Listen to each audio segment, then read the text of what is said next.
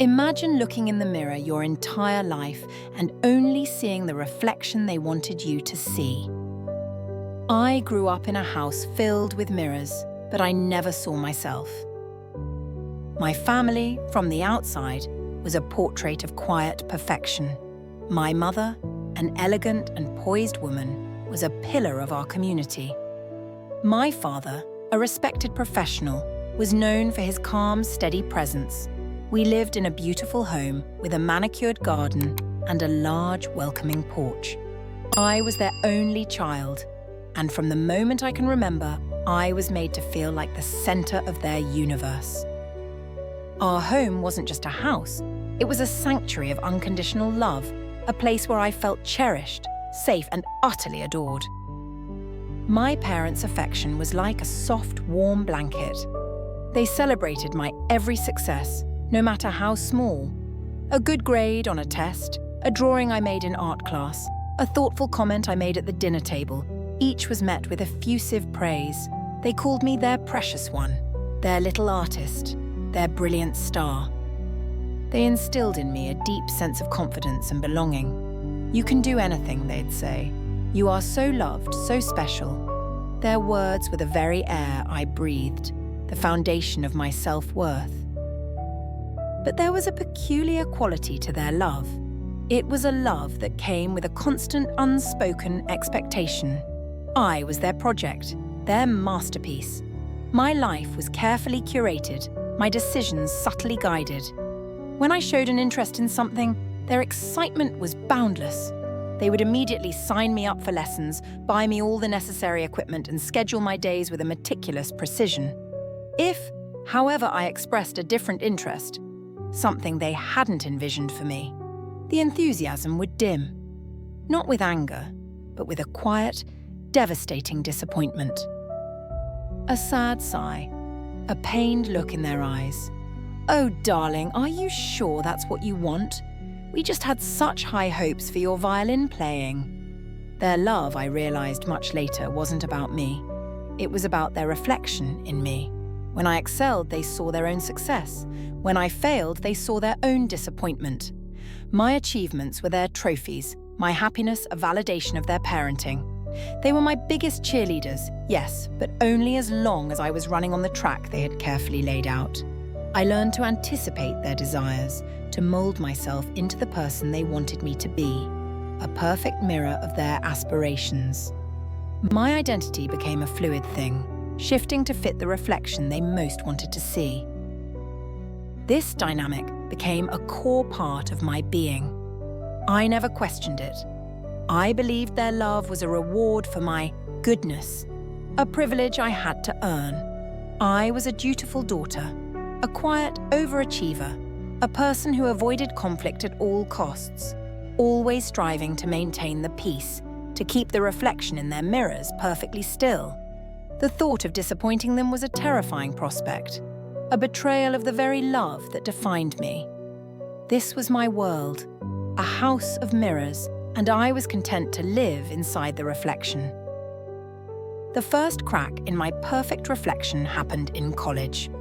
I went to a university far from home, a choice my parents encouraged, seeing it as the next step in my perfectly planned life. It was here, surrounded by people who didn't know my carefully constructed persona, that a new self began to emerge. I took a philosophy class, a subject my parents had dismissed as impractical. I found myself drawn to its chaos, its uncomfortable questions, its rejection of neat answers. My professor, a woman with a sharp mind and no-nonsense attitude, challenged my every assumption. I was used to being praised for my conformity, for providing the right answer. But in her class, I was rewarded for challenging the norm, for thinking critically, for questioning authority. For the first time, I felt a spark of something real, something that was truly mine. I began to question the unwavering praise from my parents when they'd call and say, "We're so proud of you, you're the most wonderful daughter." The words, once a comfort, now felt hollow. I started to see the subtle manipulation, the way they would casually mention a friend's child who was struggling, a quiet contrast to my success. The way they would ask about my grades, not my happiness. I would give them the answers they wanted, a perfect reflection of their expectations, and hang up the phone, feeling a strange mix of relief and emptiness. The real confrontation came during a summer visit home. I had decided to change my major to philosophy and minor in sociology, a field even more anathema to their professional ambitions for me. I sat them down, my hands trembling. My father listened, his face a mask of polite interest. My mother's smile, usually so radiant, was now a thin, brittle line. "Iris," my mother said, her voice laced with disappointment, "we just don't understand. We've spent so much on your tuition. We've talked so much about you becoming an accountant, like your father's colleague. It's such a secure, respectable profession." My father added, not with anger, but with a sad, pained sigh that felt 1,000 times worse than a shout, "We just want what's best for you, honey. We've always guided you down the right path. This feels like you're throwing away all the hard work we've put in." It was a masterclass in emotional manipulation. There was no anger, no yelling, just the quiet, crushing weight of their disapproval, disguised as love and concern.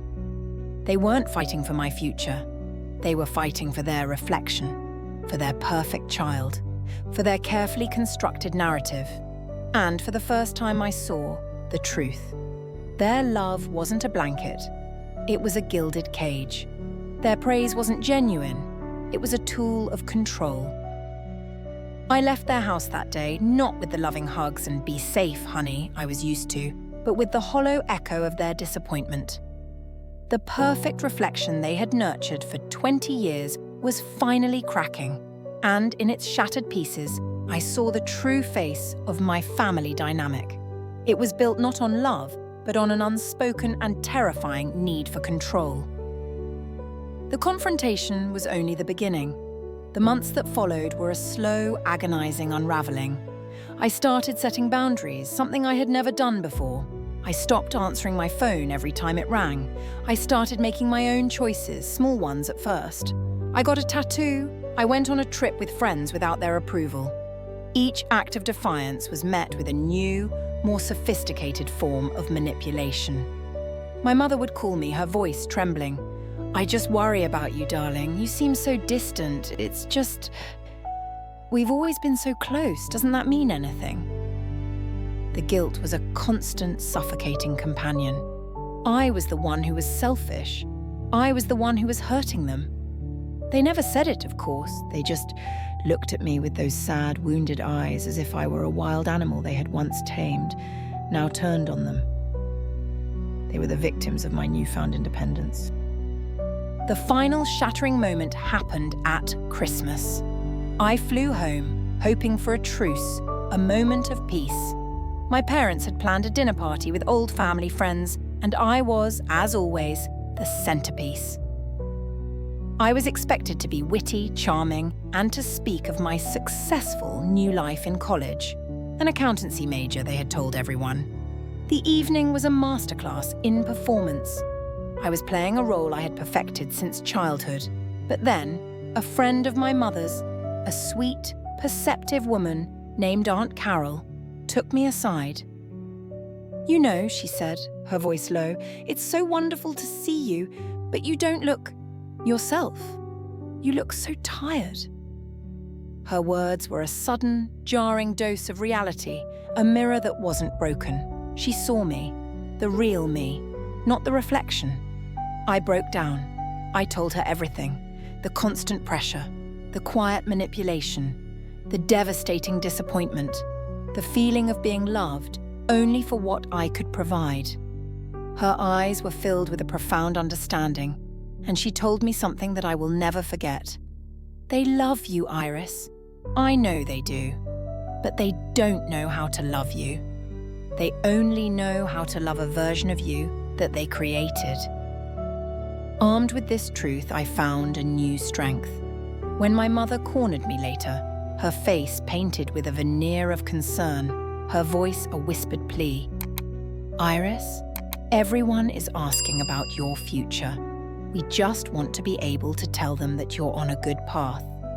I finally stood my ground. "My path is my own," I said, my voice steady though my heart was pounding. "And it's not a path you get to walk for me."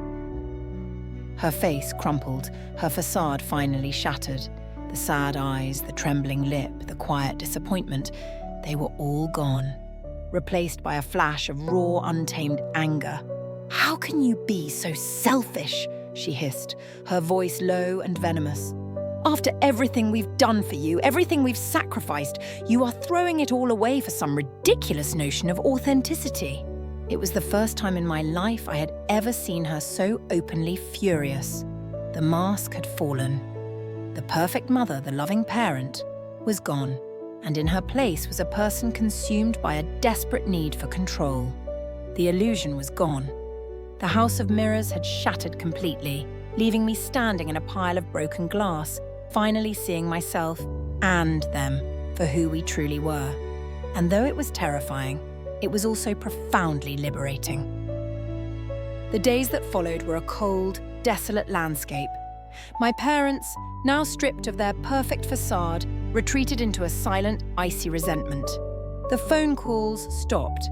The invitations to family gatherings disappeared. My newfound authenticity, my refusal to be a reflection of their desires, had broken the contract of our relationship.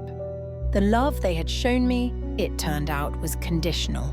And the condition was my conformity. The silence was deafening, a new form of pain. I grieved the loss of the family I thought I had. I mourned the death of the perfect daughter, a version of myself I had spent my life perfecting. The guilt still crept in, whispering that I was the one who had destroyed our family, that I was selfish and ungrateful. But now I had a new mirror to look into, the mirror of my own truth.